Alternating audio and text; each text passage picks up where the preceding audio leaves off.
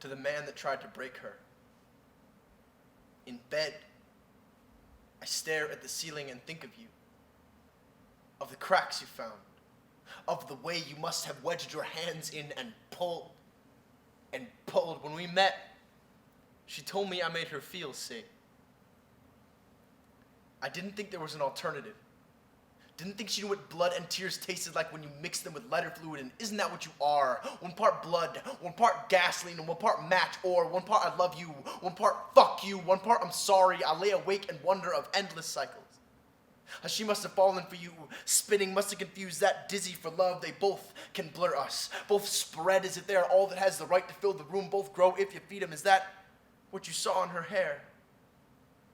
Kindling. Fuel for that furnace someone made of your gut. I bet she burned brilliant. That's what you fell in love with. How quick she lit. How you could taste the carbon on her lips the morning after, waiting for her pinprick misstep to set you ablaze again. I can still feel the burns you left. Her skin an anxious warmth. Even in the winter. Even when my arms surround her. Even when the door is locked. Though hundreds of blessed miles separate us, I do still see you. I see you in the days she looks in the mirror and only sees tread marks. And what am I to do?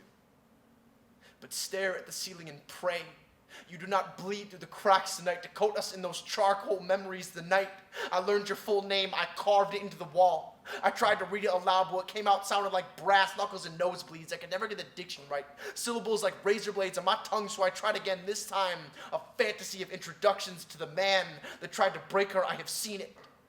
The way you would spill onto the sidewalk. The ashes of your insides blown to the wind. I have danced in that moment, felt the red song of victory swim through my lungs, and yet I still cannot sleep over the gasoline fumes at night. I know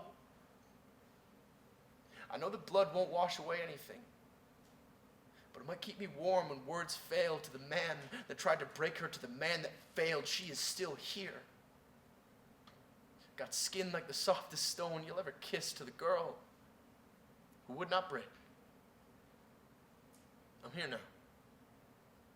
Always. When I was in high school, when I was 16 or 17 writing these poems, like, I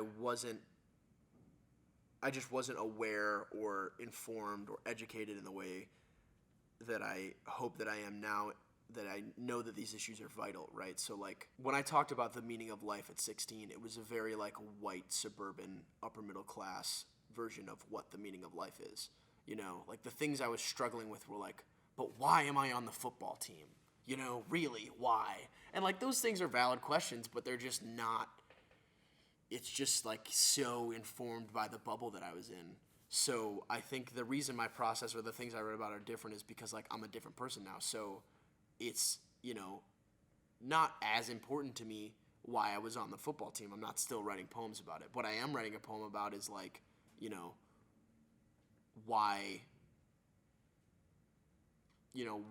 certain events in Buffalo make me feel a certain way, or like how political events make me feel, or why I react knee-jerk. Like, what is it that's ingrained in me that makes me react in certain ways?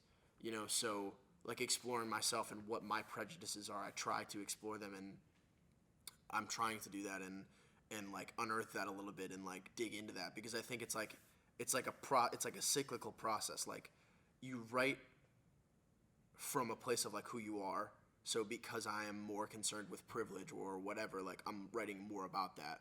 But then also, as you're writing, you're investigating yourself. So then you learn more about what's going on, and then it informs that as well. So it's like a cycle where it's like, you know what I mean? Like, you write about yourself, but when you're writing, you're learning about yourself. So it always is, like, going, you know?